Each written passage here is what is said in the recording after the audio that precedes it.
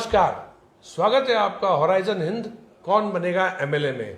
कौन बनेगा एमएलए एक ऐसा शो है जिसमें हम आपको मिलवाते हैं ऐसे लोगों से जिनमें वाकई योग्यता है समाज का नेतृत्व करने की। चुनाव सर पर है।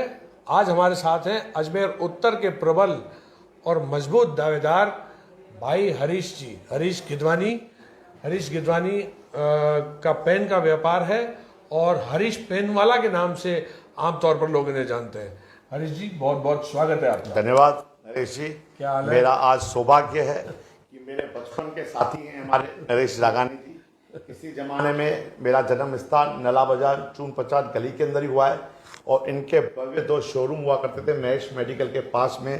तो इनसे मार्गदर्शन उस टाइम भी मिलता था, इनके पापा से भी मिलता था और आज मैं सौभाग्यवान हूँ कि इतने बड़े पत्रकार नरेश जी रागानी के साथ मुझे यहाँ पे बैठा हूँ और मैं इंटरव्यू दे रहा हूँ। बहुत खुशी की बात है। धन्यवाद आपके पूरे चैनल के साथियों का। हरीश जी, मैंने आपको शुरू से देखा है। आप शुरू से बहुत ही सबमिसिव और बड़े अच्छे सम्रांत व्यापारिक पृष्ठभूमि के आदमी हो, है ना। आप बिल्कुल मतलब जैसे व्यापारी में व्यवहारिकता होती है वो व्यवहारिकता देखने को मिली है हमेशा आप में। आपको राजनीति कहाँ से? मैंने आपको समाज सेवा करते हुए देखा है ना। हम तो मजे से बोलते हुए हरीश सेठ हमारा भाई है ना। बिल्कुल, आपका कोई पैसे वाला कोई टेंशन नहीं। आपको राजनीति कहाँ से सूझी? ऐसा है, देखिए बताइए, मैंने आपको पहले बता दूं, मेरा 1978 में जन्म हुआ था नला बाजार पे। आपको पता ही है 90 के अंदर हमारा पारिवारिक, हमारे चाचा जी, मेरे ताऊ जी हमारे साथ ही रहते थे। जगह छोटी पड़ने के कारण हम अजयनगर शिफ्ट हुए थे। तब मुझे ध्यान है हरीश जामनानी वो चुनाव लड़ा करते थे। तब पूर्व और पश्चिम हुआ करता था।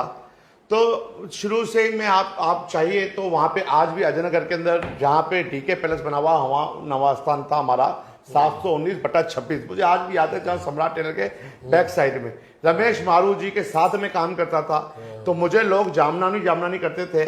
उस जमाने के अंदर सोशल मीडिया थी। मुझे याद है, मुझे वहाँ पे चेतन जी सब्जी वाले हुआ करते थे, सोडा वाला, वहाँ पे पूरी चौपाल लगती थी और हमारा जो कार्यालय हुआ करता था रमेश जी वगैरह का। और रमेश जी जो निवास स्थान था, हमारे निवास स्थान से करीब 15-20 मकान आगे था। तो शुरू से मेरा भी नाम हरीश था, वो हरीश जामनानी था। तो मैं हमेशा अग्रसर रहता था, हमेशा झंडे बांधना, कहीं जाना। मुझे ध्यान है जब 1985 या 87 में बरबली, मुझे सन याद नहीं है, जब हम नला बाजार में रहते थे तो रासा सिंह जी रावत की जब वो पहले दफे अजमेर के सांसद का चुनाव लड़े थे, मुझे ध्यान है कि बहुत विशाल मिसाल रैली निकली थी जबरदस्त। उसके अंदर में भी नला बाजार के अंदर मैंने मिसाल रैली निकाल के वो फौरा सर्कल से चालू होके दरगाह बाजार होते हुए नला बाजार गई थी। तो मुझे एक शौक था। ये कौन से सन की बात कर रहे हैं? ये मुझे पूरा ध्यान नहीं, लगभग 85-87 के साल में जब रासा सिंह रावत जी फर्स्ट टाइम लड़े, तब मैं 7-8 साल का था। पर मुझे कुछ करने का, अग्रसर रहने का एक शुरू से एक जज्बा रहा है कि मैं आगे बढ़ूं और कैसे समाज की सेवा करूं, कुछ ना कुछ एक्टिव रहूं समाज में, कैसे किसी भी तरह से एक्टिव रहता हूं। और आपको बता दूं, मैं जब 91 में, हम 90 के अंदर अजयनगर में शिफ्ट हुए थे, तब मेरे मित्र मंडल थे वहाँ पे भी। मैं वहाँ पे स्वयं बना साय की शाखा के अंदर झूलेलाल मंदिर के पीछे। पहली बार बीजेपी के पदाधिकारी कब बने? मैं करीब सर आप बताओ 2003 में, जब अनीता बघेल जब विधायक बनी थी, उस टाइम से मैं व्यक्तिगत रूप से काम कर रहा हूँ। और हमेशा हमारे पास पूरा, अनीता जी को पता है, आप उनसे पूछ सकते हैं, 2003 में आशागंज, अजयनगर, चंद्रवदाई, इस पूरा एरिया, भगवानगंज, साधु बस्ती, ये पूरा हाउसिंग बोर्ड था। पूरा अजयनगर शुरू से ही बीजेपी का घर रहा है। हम हमेशा, चंद्रवदाई तो तभी इतना लोग नहीं रहते थे, और उसके बाद अजयनगर घर था, उसके बाद भगवानगंज, आशागंज, पहाड़गंज, साधु बस्ती, पूरा हम तन मन धन के साथ वहां पे काम में लगते थे। और रमेश जी मारू हमारे टीम के लीडर हुआ करते थे। आप रमेश जी मारू को अभी भी फोन लगा के इसके अलावा आपने जैसे ये मतलब मुख्य तौर से आपने बताया कि आप जो है बीजेपी से और 2003 से जुड़े। आपसे एक बता दूं, जब रथ यात्रा हमारे अडवाणी जी ने निकाली थी, तो हमारे इंद्रजीत थे वहाँ पे, हमारे संघ में जो शाखा लेते थे, वहाँ पे मैंने रथ यात्रा के अंदर मैंने अपना नाम लिखाया था अयोध्या जाने के लिए। वास्तव में आज भी इंद्रजीत ही बैठे हैं और एक प्रकाश जी हैं जो आज भी सब्जी मंडी के अंदर उनका सब्जी का व्यापार है। तो वो वहाँ पे मैंने उनको बोला था सर मैं भी चलूँगा रथ यात्रा में। तो मेरा आयु का विषय आया था कि मेरी आयु उस टाइम करीब 78 15-16 साल का था, तो मुझे बोला आपकी आयु छोटी है हरीश जी, आप नहीं चल पाओगे। नहीं तो मैं उस टाइम में भी पूरा जो आडवाणी जी ने रथ यात्रा निकाली थी और मैं भी जाता तो मेरा भी सौभाग्य रहता। तो कुछ मतलब राम जी के आपका जुड़ाव बेसिकली हिंदुत्व शुरू से, मेरे फादर भी हिंदुत्व के विचारधारा के थे शुरू से, चाहे वो, क्योंकि हमारे 3 मेरे से बहनें बड़ी थी, मैं सबसे छोटा था। हमेशा मेरे फादर, आपको पता है, 15-15 दिन ट्यूरिंग करने जाते थे, संगीता पेन की फैक्ट्री पे पूरा वर्किंग करते थे, तो इसीलिए मेरा नाम भी पेन वाला है। और शुरू से मेरे पापा शुरू से ही संघ परिवार से तो नहीं थे, पर एक्चुअली विचारधारा हमेशा हिंदुत्व की रखते थे, तो उनसे भी प्रेरणा मिलती रहती थी। हिंदुत्व पहले वो उस जमाने में आडवाणी जी, अटल जी को बहुत याद करते थे, नहीं हमारे अटल जी, हमारे आडवाणी जी। अब जब आते थे, हम छोटे थे, हम बोलते थे पापा पिक्चर देख तो हमेशा जब भी अटल जी भाषण देते थे या आडवाणी जी देते थे, वो बहुत ही शौकियाना से सुनते, तो हमको भी मजा आता था। तो उनसे ही प्रेरणा मिली हुई, मेरे पापा से बहुत कुछ प्रेरणा मिली हुई है। चलिए, बहुत अच्छी बात है। अब आप मुझे बताओ, आपने अपने स्तर पे जो तैयारी की है, देखिए आत्मविवेचना की बात है, आप देखिए मोटे तौर पे पूरे शहर में ये माहौल हो चुका है, इस चीज़ को कोई भी नकार नहीं सकता कि आप सिंधी समाज से आते हैं, ठीक है, और सिंधी समाज के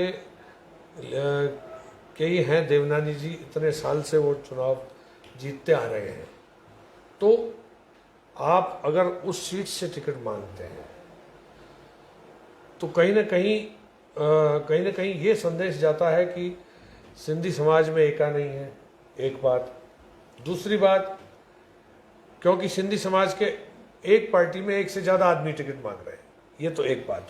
दूसरी बात, ऐसे माहौल में वैश्य समाज ने जो है एक बहुत मुहिम सी छेड़ रखी है। आज भी खबरें आ रही हैं, ब्लॉग्स आ रहे हैं, वैश्य समाज में हर समाज के लोग जो हैं वो मिल के इसको कॉम्बैट कर रहे हैं और लिटरली एंटी सिंधी या एक दूसरे को काउंटर, एंटी सिंधी कहना तो अतिशयोक्ति होगी, माफ़ी चाहूँगा मैं, एक उनमें एक रोष है कि हमेशा एक ही समाज का क्यों एमएलए बन रहा है। और इस बार उन्होंने सोच लिया है कि किसी भी तरह से भारतीय जनता पार्टी के वासुदेव देवनानी को हराना है। तो इस चीज़ को कैसे टेक करते हैं आप? देखिए, सबसे पहले तो मैं बता दूं, मैं भारतीय जनता पार्टी का एक सिपाही हूं, एक कार्यकर्ता हूं, और सबसे पहले रहा सिंधी तो मैं हूं, सबसे पहले मैं हिंदू हूं। और हिंदू होना यानी कि सभी हमारे जितने भी जाति समीकरण हैं, ऐसा कुछ नहीं है। आज भी मेरे सारे वैश्य समाज, जहाँ भी मैं बाजार में अध्यक्ष हूँ, जहाँ पे दरगाह बाजार, लक्ष्मी चौक, करका चौक, नया बाजार में बहुत अच्छे से मिलते हैं, अच्छे से मुझे आशीर्वाद प्राप्त होता है। और उनके हर अटैचमेंट में, उनकी कोई भी शोभा यात्रा होती है, उनका कोई भी दुख होता है, सुख होता है, वो हमारे साथ हमेशा तन मन के साथ खड़े रहते हैं, हम भी उनके साथ खड़े रहते हैं। ऐसा कुछ भी नहीं है। वो छोटा मोटा वो परिवर्तन चाह रहे हैं, उसके लिए पार्टी विचार कर रही है। पार्टी जो भी योग्य होगा उसको टिकट देगी, और पार्टी सबका सम्मान करती है। क्या आपकी पार्टी के अंदर, आपकी खुद की पार्टी के अंदर क्या ऐसी गुटबाजी नहीं है?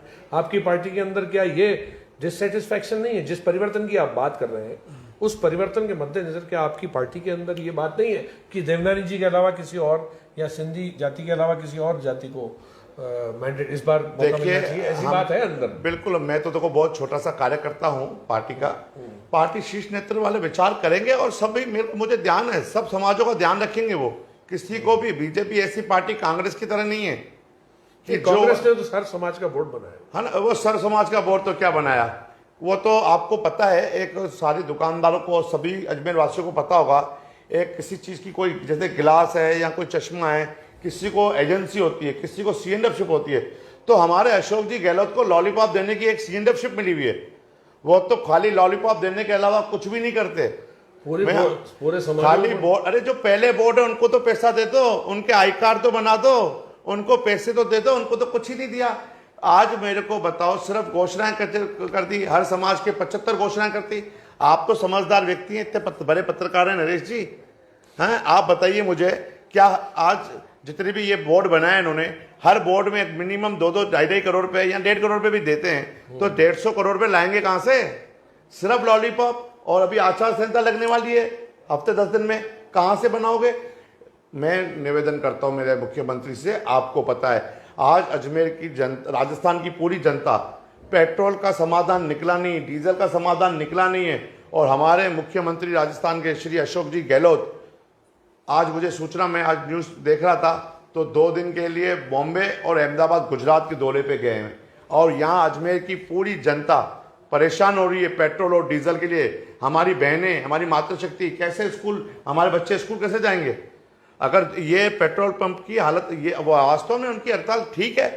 सारे राज्यों से 15-15, 20-20 रुपए लीटर यहाँ पेट्रोल भी महंगा है, डीजल महंगा है, गुजरात से महंगा है, यूपी से महंगा है, हरियाणा से महंगा है। आप हमारा पैसा हमारे को ही दे रहे हो। आज लाखों करोड़ रुपए का रोज की टैक्स का पैसा आप ले रहे हो। 13-14 रुपए का अंतर है पेट्रोल और डीजल के अंदर। ये क्या है, एक धुन लगा रखी है और आज भी कोई, आप सिर्फ उनको आश्वासन दे रहे हो। आज अभी गठन कर रहे हैं, कमेटी का गठन कर रहे हैं। आज आपको बता दूं, अगर नरेश जी, अगर ये हड़ताल पेट्रोल पंप की वालों की नहीं खत्म हो रही, डीजल की सप्लाई लगातार चालू नहीं हुई, तो आप जो खाद्य सामग्री वो भी महंगी हो, सब्जियां महंगी हो जाएगी। कहाँ से आएगी सब्जी, आप बताइए।